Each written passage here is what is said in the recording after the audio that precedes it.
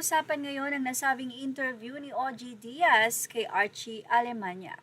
Sa isang panayam kay OG Diaz na naiulat nitong August 2026, muling iginiit ni Archie Alemania na hindi niya hinawakan o anuman ang ginawa kay Rita Daniela at mariin niyang itinanggi ang paratang. Gumamit pa siya ng matinding panunumpa tungkol sa kanyang mga anak at pamilya upang ipahayag ang kanyang pagtanggi. Samantala, mahalagang tandaan na may naging hatol na ang korte sa kaso noong October 24, 2025. Hinatulan ng Bacoor Municipal Trial Court si Alemania na guilty sa acts of lasciviousness. Kaugnay ng reklamong isinampa ni Rita, pinatawan siya ng indeterminate prison term na 1 buwan at 1 araw hanggang 1 taon at 1 araw at inutusang magbayad ng kabuuang 40,000 pesos na civil indemnity at moral damages bukod sa interes ayon sa desisyon. Ngayon, ano ang status niya? Ang mahalagang bagong impormasyon ay inapila ni Archie ang naging hatol, kaya hindi dapat sabihin na tapos na ang buong legal process dahil may appeal pa. Epekto sa kanyang career. Sinabi rin ni Archie na tumigil ang kanyang showbiz career matapos ang kontrobersya. Ayon sa kanya, wala siyang naging taping or acting job mula nang sumabog ang issue.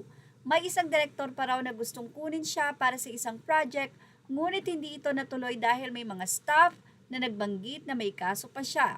Sa kasalukuyan, sinabi niyang nagtatrabaho siya sa Cybercrime Investigation and Coordinating Center or CICC, isang attached agency ng DICT.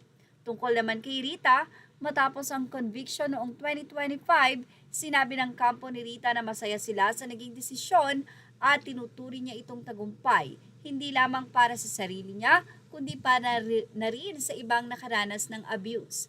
Sa madaling salita, ang nasa larawan na ibinahagi ng PUSH at ng ABS-CBN ay bagong pahayag ni Archie noong August 2026. Itinanggi pa rin niya ang ginawa niya daw kay Rita. Pero may conviction na laban sa kanya mula October 2025. At ayon sa pinakabagong ulat, inaapila niya ang hatol. Samantala, sinabi niyang malaki ang naging epekto ng kaso sa kanyang showbiz career. May mga nagsabi naman daw na lesson learned na sana kay Archie dahil siya mismo ang gumawa nito sa kanyang career. Ang sinabi naman ng iba, sana nga daw ay magbukas na ng pinto ang marami kay Archie, lalo na kung ito naman ay nagsisisi na. Advice naman ng iba kung sakaling makabalik na si Archie sa showbiz, ay maging maayos na sana raw ito sa pakikitungo, lalong-lalo na sa mga babaeng nakakatrabaho niya. Samantala, nagkaroon naman ng pagbabatikos kay Archie Alemania ang ilang netizen.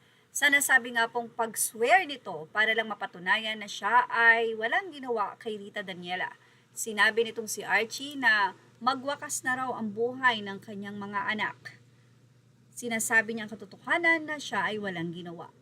Ilang mga netizen ang kinondena ang sinabing ito ni Archie Alemania na ipanunumpa mo na mawala ang iyong mga anak para lang maipakita na nagsasabi ka ng totoo.